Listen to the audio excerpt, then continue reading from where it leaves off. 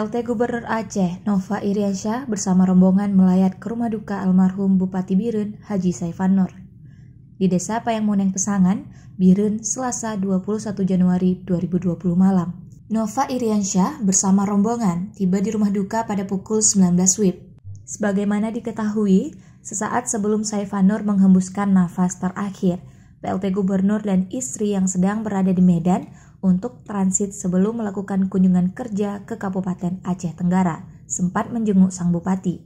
PLT kemudian pamit untuk makan malam.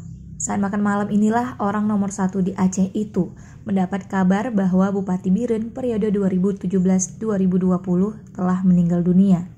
PLT Gubernur langsung bertolak ke rumah sakit untuk melayat dan menunggu hingga jenazah Saifan Nur diantar ke rumah duka di Bireun.